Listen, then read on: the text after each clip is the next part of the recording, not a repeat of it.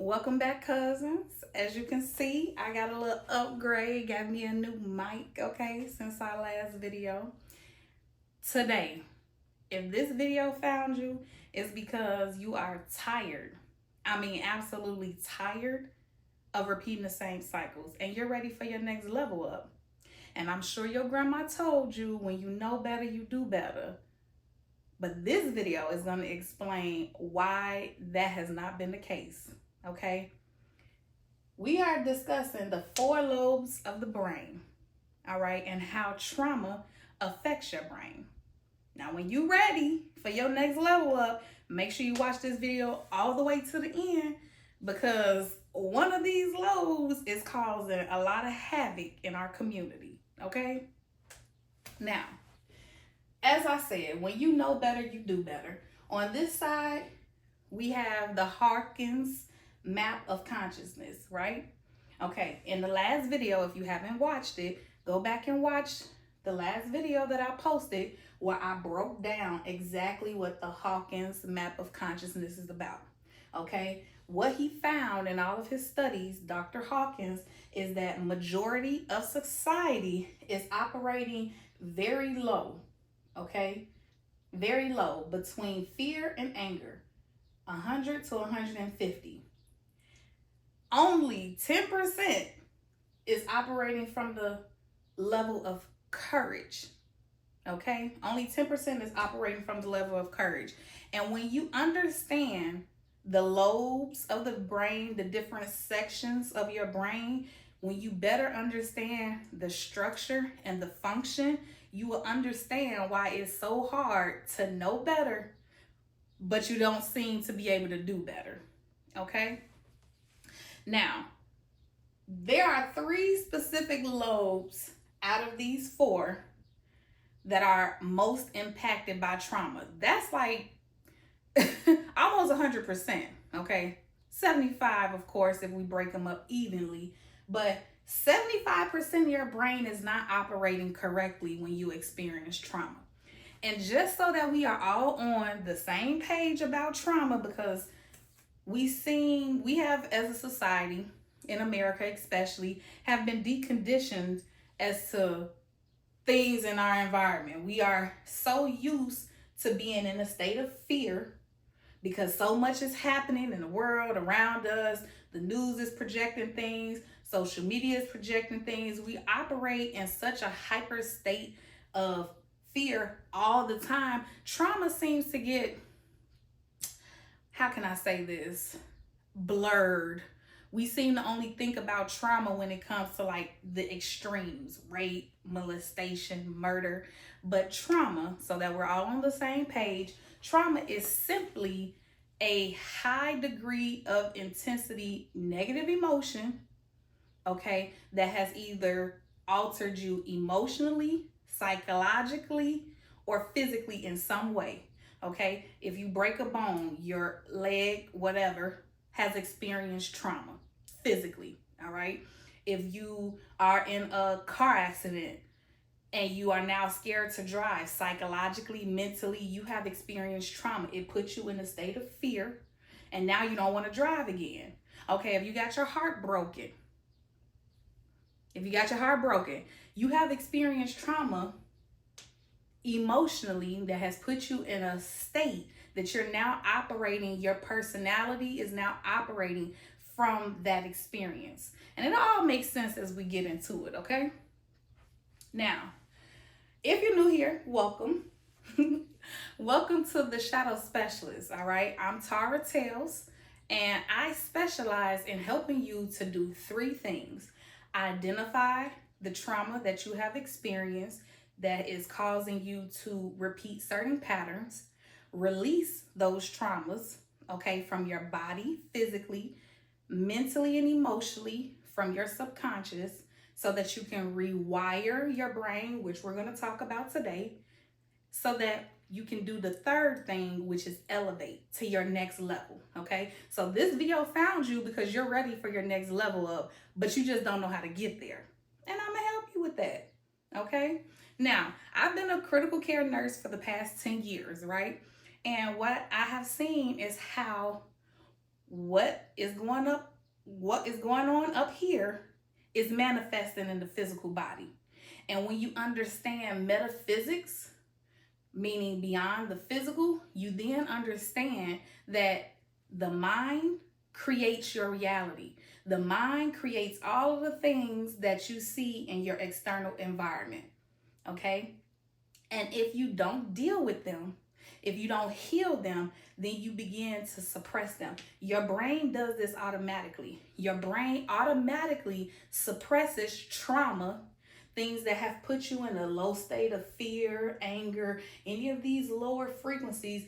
It puts those memories, experiences in the subconscious mind, because if you constantly relive those traumas on an every day-to-day basis, you will never be able to get anything done. Okay, you will never be able to drive up to the corner store to get gas so that you can get groceries because you was in a car accident 5 years ago. So the mind is very clever. It does it on its own. It suppresses things that you don't want to interrupt your daily routine, your daily living activities of daily living. Okay, now my goal on this channel is to get you to understand how everything is connected. Understanding the Hermetic laws. If you have not heard of the Hermetic laws, please go and watch my video on the 7 Hermetic laws. Okay, I'll put the link either down below or on the screen. Okay, learn about the Hermetic laws. The first law: the mind is all and the universe is mental. And what that means, what your brain believes to be reality, believes to be true, is what your physical reality is going to manifest. And as a nurse, as a critical care nurse, specifically, I specialize in understanding how everything works together. If you come into my ER, or if you come into my hospital in the ER and you have pneumonia, right? All you know is you've had, sorry about that. All you know is you've had, chest congestion, coughing, you feel tired, X, Y, and Z, right? But the infection is localized to your lungs, but it affects so many other things, such as your blood pressure. Your blood pressure is probably gonna be low. Okay, your heart rate is probably gonna be fast. Your oxygen level is gonna be low, because although the trauma, if we're talking about trauma here, the trauma is localized to one event, is going to negatively affect 3 of these lobes. All right, so let's get into it. Now, the 4 lobes, I'm going to put a picture up, but I'm going to tell you off rip, you have 4 lobes. Okay, you have the frontal lobe. All right, the frontal lobe and the prefrontal cortex. Okay, so the prefrontal cortex is the area right behind your forehead or your first eye. Okay, the prefrontal cortex, and it goes to about right here. Okay, so from right here, this is your frontal lobe. This area is all about decision making, okay, and your personality. The choices that you make up your personality. All right, the choices that you make is indicative of your level of consciousness. Okay, your level of consciousness. The second lobe is, let's just say, the parietal lobe, right behind the frontal. It starts right here-ish, goes till about midway behind your head. That's the parietal lobe. The parietal lobe is all about sensory processing. Okay, your sensory how do you process? How do you know the water is too hot? Okay, how do you know whatever is too cold? How do you know that somebody just stuck you in the leg with a needle? Because the area responsible for processing that sensation is your parietal lobe. All right, then if you go all the way back, okay, before you get to the nape of your neck, all the way back behind the parietal lobe, this area right here, that's the occipital lobe. Has to do with vision. All about vision. Okay, your rods, your cones, all located back there. My favorite my favorite of the 4 lobes of the brain is the temporal lobe. Okay, the temporal lobe has so many different functions besides physical. Okay, even when it comes to your visualization, your meditation, the temporal lobe is all about, and it's stored right here on either side. You have a temporal lobe on your right and your left side. Okay, all about memory, emotion, and hearing. Okay, memory, emotion, and healing. So if you look on, I'm gonna put up a picture. The different lobes of the brain are color coded. Frontal is purple, parietal is blue, the temporal lobes are green, and the occipital lobe is yellow.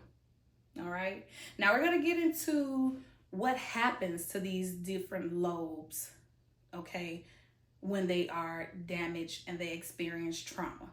Because 3 of these lobes are severely affected by trauma, okay, severely affected by trauma. Now, the frontal lobe.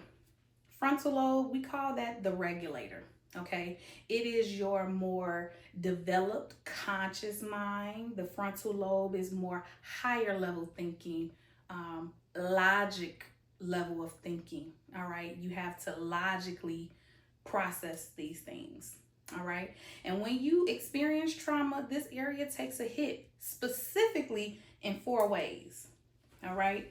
Now, remember your Hawkins map of consciousness. As you can see, the different levels right here.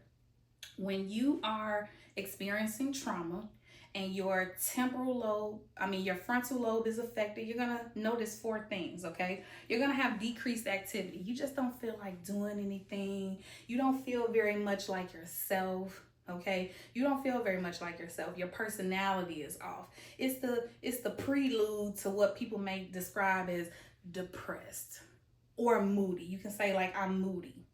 All right, 4 different things. Actually, I'm gonna write them up here so you can see exactly what is going on in the temporal lobe, the frontal lobe. I'm sorry. I like the temporal lobe so much. I want to talk about it so much. Okay, so decision making, all about regulation, the frontal lobe. Okay, so your activity is decreased activity, and your personality is decreased. Okay, you don't really feel like yourself. Your decision making is affected. All right, your decision making, and you have weak impulse control.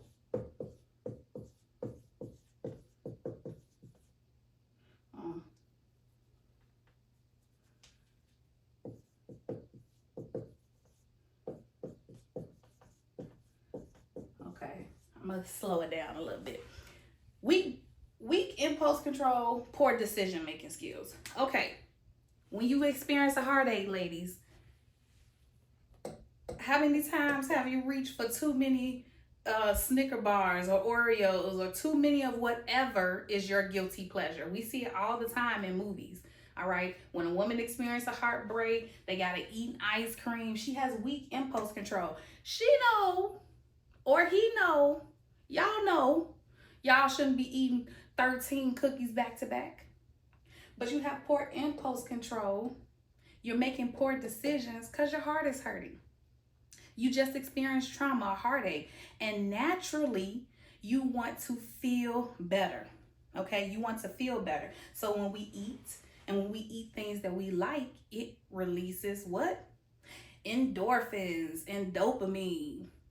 Okay, endorphins and dopamine make us feel better.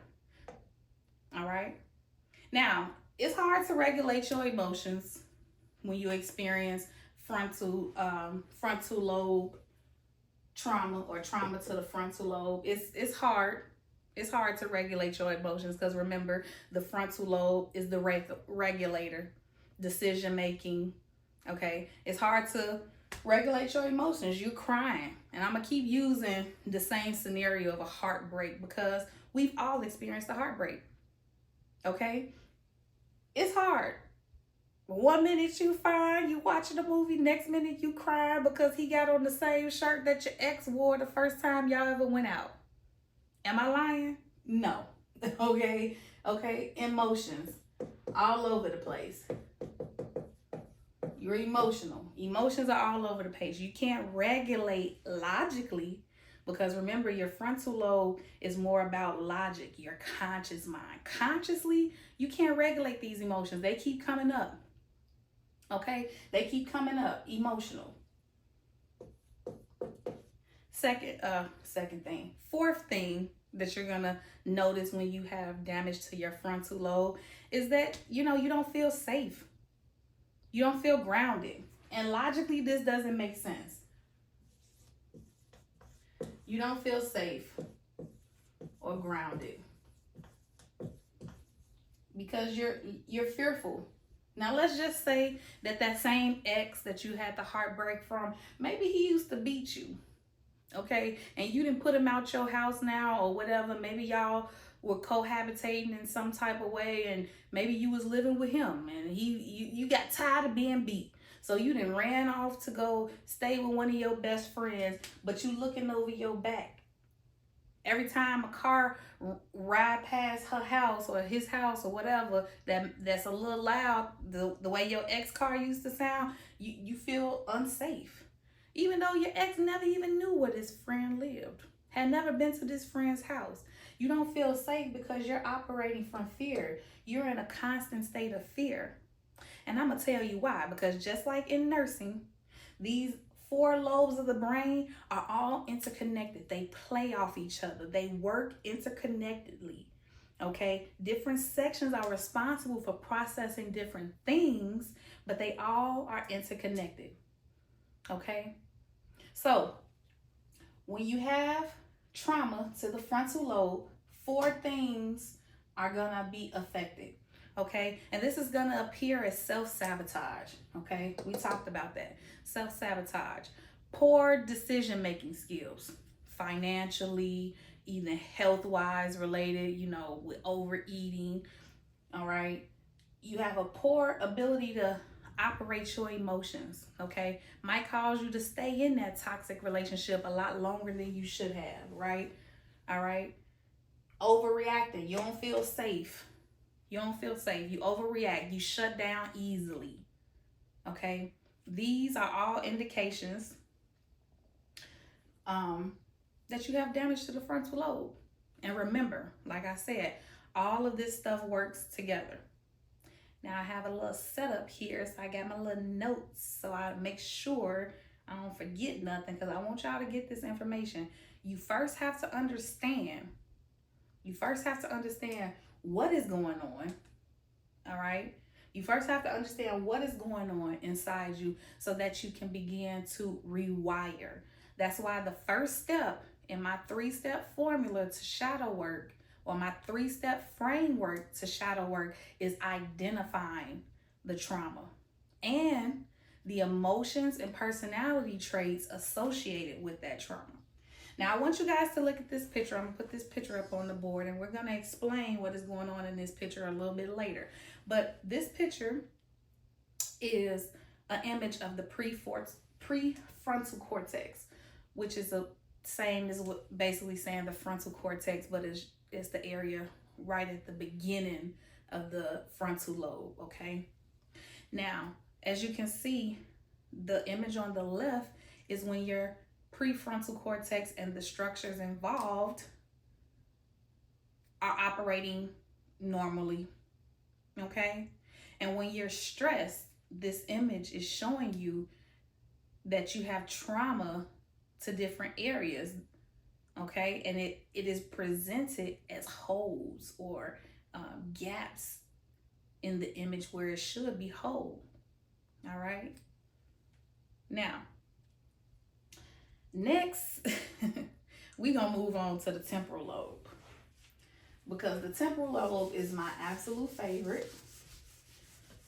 We're going to move on to the temporal lobe, and we're going to spend a good amount of time here because I really need you guys to understand how important the temporal lobe is, okay? in your shadow work, in your healing journey, in rewiring your brain. All right.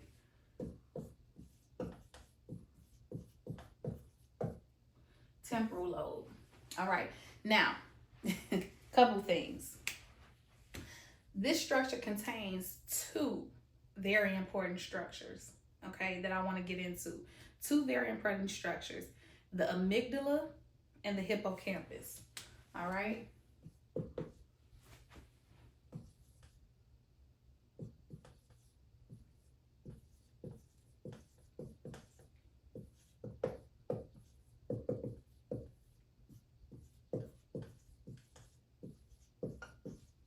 All right, and these are a part of the limbic system. Now, the limbic system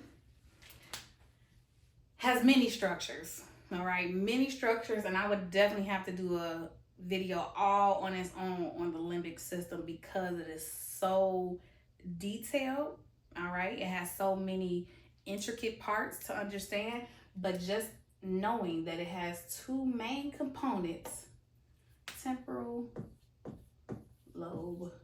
It has two main components, the amygdala and the hippocampus, okay? Now, the amygdala is responsible for processing fear, okay? Fear, anxiety, aggression, amygdala, all right? The hippocampus, this is all about storing memory, all right? And I know I'm getting ahead of myself, so we're gonna slow it down just a little bit because these two portions, these two structures located in this lobe is the reason why you keep repeating them same cycles and you don't know why. All right. Now, ladies, I just got a quick question. Have you ever met a man or dated a man that you felt was emotionally unavailable, immature emotionally? Because I know I have. Definitely have dated an emotionally unavailable man. All right.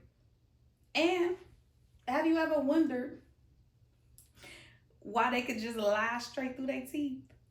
Have you ever wondered? I mean, I did. I'm like, why is it so easy for you to lie? Well, let's discuss these two structures more closely. All right. We're going to do the amygdala first. Okay. We're going to do the amygdala first. All right. And I'm going to put this, as you can see, these pictures on this picture that I'm showing you is of the temporal lobe and what these two structures look like. Okay. Now, the main emotion, like I said, that the amygdala processes is trauma. All right. Trauma, aggression, anxiety. Trauma. The main emotion that the amygdala processes is anger, fear, and anxiety. Anger, fear, anxiety, aggression. Okay, now, as we stated before, when your temporal lobe has damage to it and you just got out of a heartbreak because a relationship that broke your heart because he wouldn't stop beating on you, the structure that is going to process the fear, the anger that you have towards him, and the fear that you have for your safety, the amygdala is going to process that. Okay. And what's going to happen is the amygdala is going to become overactive. It's going to keep you in that state of fear because it's meant to protect you. All right. The amygdala is all about fight or flight. It puts you in a survival mind frame. All right. If you was about to get eaten by a bear over by that tree when you was fishing, you gonna know not to go back by that tree, or maybe not.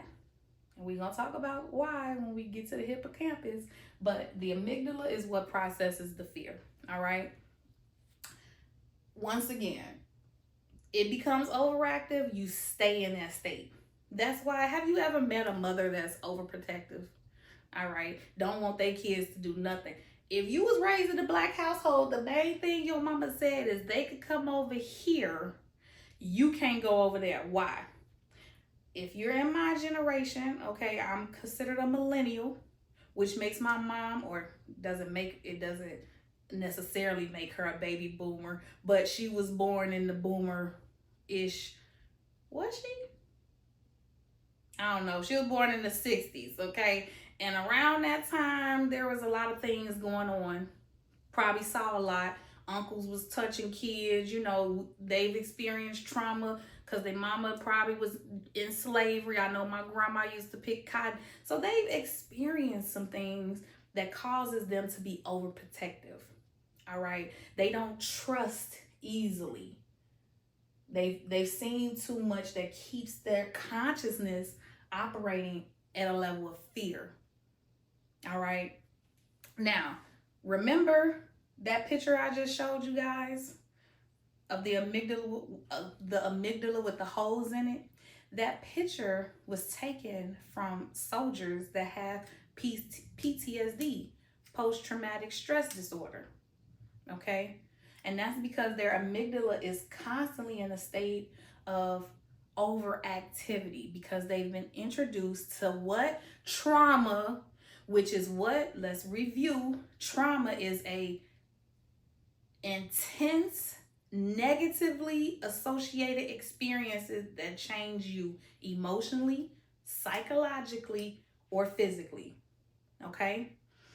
This structure contributed heavily to those brain images of the soldiers with PTSD. Okay?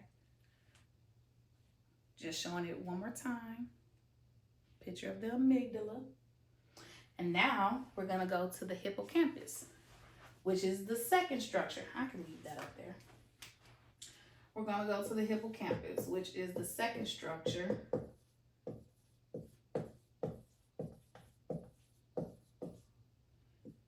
in the temporal lobe. All right? And this is all about memory,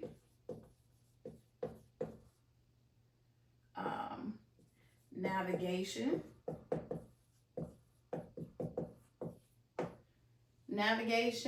and imagination. Imagination. We just gonna put imagine. Okay. Now, this structure for the hippocampus has these three functions. It converts short-term memory into long-term memory. Okay. So that short-term experience, that short-term situation with your partner, okay, we're going to try to keep with the same example for congruency purposes, consistency purposes. That short-term experience, meaning that one relationship, it was short-term, it only lasted for a period of time, converts to long-term memory in the hippocampus. The more traumatizing or emotionally intense the experience, the easier to convert to long-term memory. It converts short-term memory into long-term memory. Okay. Also, it helps with your navigation. So all of you baddies out there who can't find your way around to the corner store without your GPS and you've been living in the same city for I don't know how many years, that poor navigation is due to damage to your hippocampus. And let's just logically make this make sense, right? Okay. In order to properly navigate, you have to be aware of your directions. You have to remember the direction that you previously came from. So if I know I made 2 rights and a left before I got to the store, then my memory should help me to remember how to get back, even if I don't have a GPS. And for all of you millennials and before, okay, GPS was not always a thing. We literally had to use our brain and the functions and structures of our brain in order to get to where we needed to go. We had to be able to pay attention, longitude, latitude, north, south, east, and west, how to decipher if we were traveling north, south, east, or west. And if you had trouble with that, and if you still are having trouble with navigation, is because you have had damage to your temporal lobe and your hippocampus was affected. Sadly to say, if your hippocampus was affected, you also have trouble with your imagination, which means you have trouble with creating pictures in your mind, which means you have trouble with meditation, right? I know you do, okay? And holding that image in your mind, all right? Now we're going to get into why, because the hippocampus is an important structure in visualization. All right. Your imagination is kind of shut down the more trauma you experience because your memory is distorted. Okay. Your memory is distorted. Your navigation, you can't really figure out how to get back to where you were. And this is gonna persist. This is gonna persist unless you identify these struggles.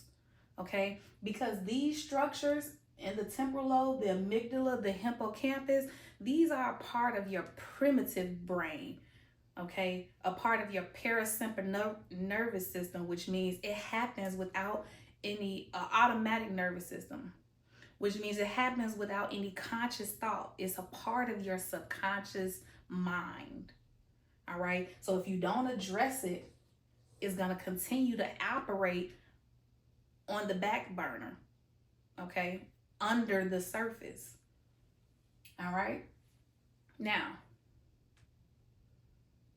the limbic system. I kind of want to spend some time here. All right. I'm going to put a picture up that's going to explain exactly why all of this, the brain lobes, the areas that are affected, is keeping you in a perpetual state of repeating the same cycles, even though you know better. All right. Now, the limbic system. This is a pretty accurate description of what happens in your temporal lobe. All right. The limbic system is comprised of components to help process stressful events. They work together because everything's connected to help the brain determine whether something is stressful and trigger stress responses in the brain. All right. The amygdala and hippocampus, if something is seen as a threat or a stressor, the amygdala triggers the flight or fight response in the brain. Then it tells the hippocampus to remember everything about it so it can shape our future response to similar events. Now, because of this, people who suffer more trauma are more likely to respond poorly to stressors. Okay? The hippocampus, after the amygdala triggers the fight or flight response, the hippocampus carries out that fight or flight. It sends a message to the adrenal glands to release adrenaline and cortisol. Cortisol is a hormone that causes stress reactions throughout the body. If you're constantly in a fight or flight state, these hormones will do great damage to your body. It's going to also help you hold on to that weight that you don't want to hold on to.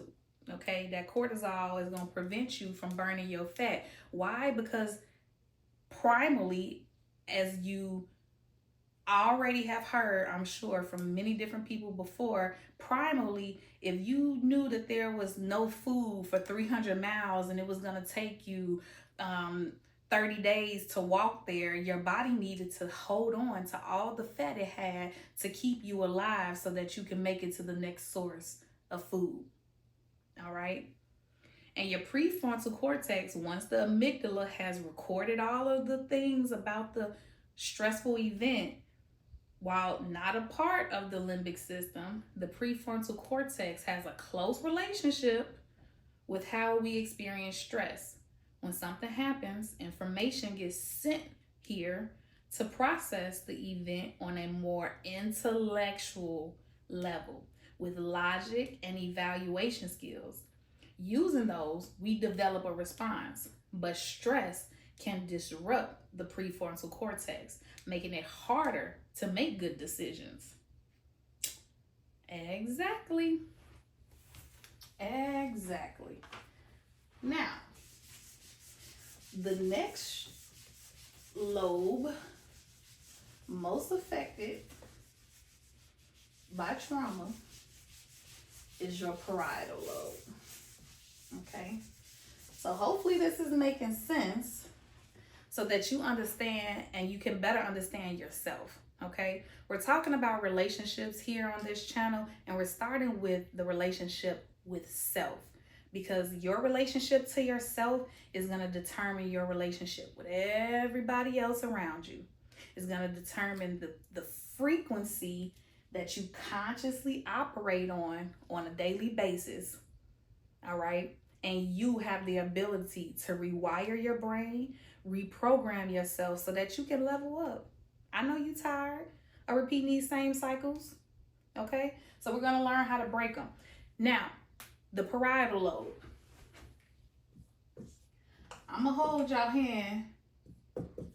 Parietal, I think that's how you spell it. You know what? I'm not going to write how I do in my journal. I want you guys to be able to read this, okay? Now, the parietal lobe, I'm not even going to strive for perfection, but I at least want you to read it. I at least want you to be able to read it, okay? Now, I'm going to hold your hand when I say this because in my opinion, this is my opinion, because I haven't done the physical research, and I'm sure maybe someone else has, so I'll look into that for you. But in my opinion, this lobe, damage to this lobe, accounts for the extreme rise in homosexuality and narcissism, in my opinion. Okay, and when I give you what the parietal lobe does and all the intricate details about it, I think you're gonna start to see why I said that. Okay, now the parietal lobe is all about body awareness and your identity. Body awareness and your identity. Okay, now this also has to do with, let's get a little bit more into what I mean by body awareness and identity. Okay, so this structure processes a few things: touch, pain, pressure, temperature. Okay, let's talk about that. Touch, pain, temperature, what else? Touch, pain, temperature, pressure. Now, this could be physical, mental, emotional pain. Of course, temperature is physical. Pressure could also be mental, emotional, or physical pain, right? If you feel pressured, if you feel pressured to propose to your girlfriend, the parietal lobe is being activated. Okay? If you feel pressure to perform differently at your job, parietal lobe is being activated. All right? If you touch that stove and it's hot, parietal lobe. And what happens if you touch something that's hot? What's activated? The amygdala. The amygdala is like, whoa, wait a minute.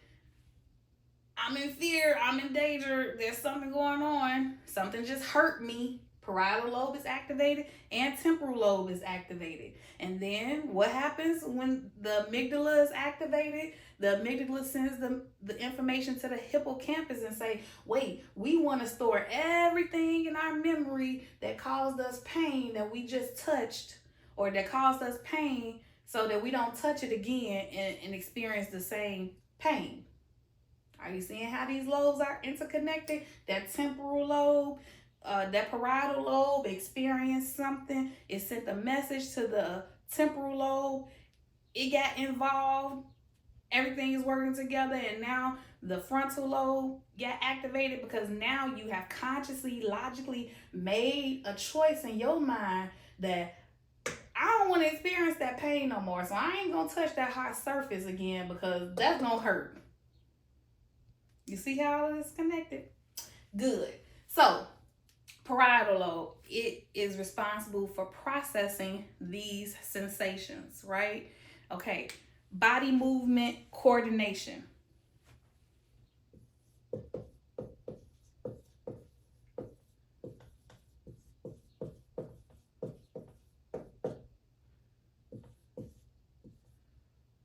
I think it's 2 R's. Coordination. Okay, body movement coordination. All right. Also, reading, writing abilities, mathematic abilities, reading, math, writing. So let's make this make sense, right? How many times have we been in the class with the class clown? And the teacher called them to the front and say, hey, do this math problem on the board or read this sentence out loud, and they can't do it. Come to find out, little Bobby is being, touched at home, and he's constantly in a state of fear. So he's acting out and, having all of these behavioral issues because why? His frontal lobe has been activated. All right. His temporal lobe has been activated because of and now he don't have time to focus on learning how to read and do math problems.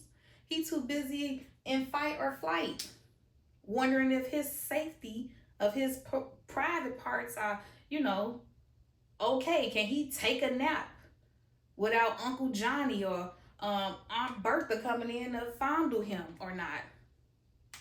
Okay. Issues with reading, math, writing, learning. Those are the elements of learning, right? How many times have we been in a situation where we can't learn from our experiences because we're under so much stress? So we keep making the same bad decisions. Why? Well, we just talked about that, right? And then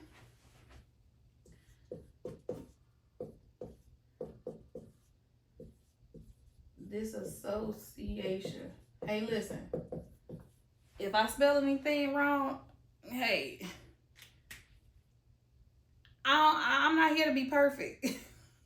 I'm not here to be perfect, okay? I can't spell check while I write stuff on the board. Disassociation. The parietal lobe, when affected, contributes to disassociation. Now, I have another picture that's going to explain disassociation to you, and I'm going to read these bubbles out loud so that you can see why I said the parietal lobe contributes to homosexuality and narcissism. Okay, so I'm gonna put that picture up on the screen, and we're gonna start with the top bubble, the pink bubble at the top. Okay, core components of disassociation. All right, amnesia, recurrent memory problems. I wonder why, because that hippocampus is affected. Often described as losing time. I had a client, she got a shadow assessment, and we were talking about her childhood, and there were certain elements of her childhood that she couldn't remember. She can remember, 5 and 6, but 7 was a little foggy, 8 was a little foggy, 10 was okay. That's because something happened during those years that caused her to disassociate heavily from those memories. All right. These gaps in memory can vary from several minutes to years. And it did. It showed up in her shadow assessment. I was simply asking her questions about her childhood at an age that she should have been able to remember. 5, 6, 7, 8. You should be able to recall those pretty easily. But she had some gaps in time.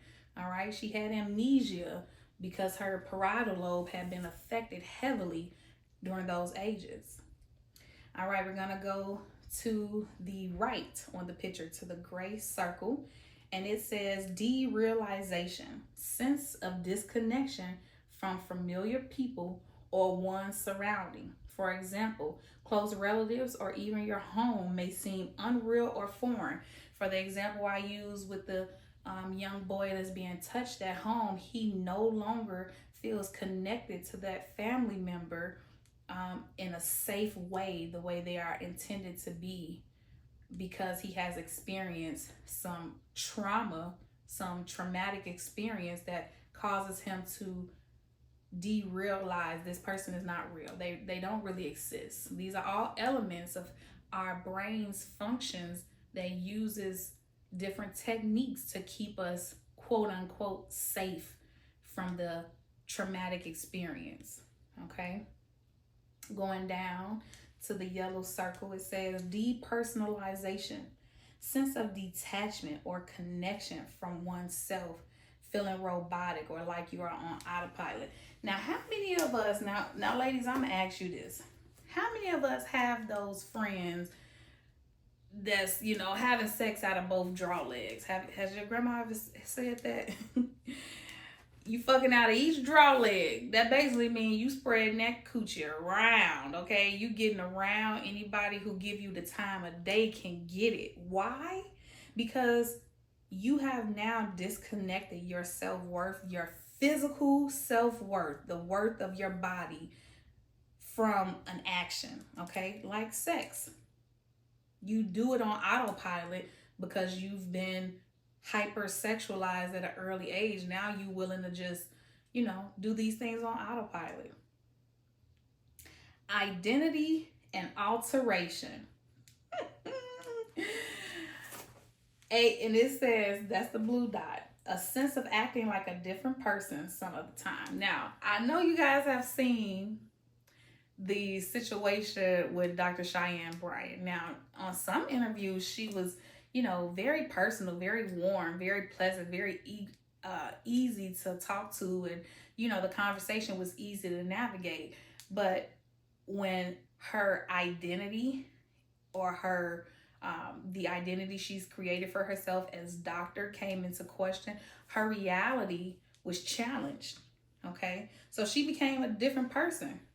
She became, when you are a spiritual person, right? I'm a spiritual person. I live my life spiritually. And that means whether you see me at the club or at a bar, or you see me, watering my grass, the way that I behave will be the same. The type of person that I am now, I'm not going to allow anybody to push over me and to make me feel, a way that I can defend myself. But I'm not going to be out in these streets fighting. Okay? You're not going to see me scrapping. Cheyenne Bryant has shown you narcissism at its finest. All right? You've heard the expression, it takes one to know one. And she was very masterful at being able to identify elements of the men that she interviewed, Nick Cannon, Cameron Newton, and the elements of their dysfunction, because she also has a level of dysfunction that she's operating in. And that's a whole nother conversation, but narcissism, especially covert narcissists, which I believe she is a covert narcissist, they have had damage to the parietal lobe. Okay, and it has caused them to alter their identity attributes based on whatever circumstance they're in. They create inflated identities.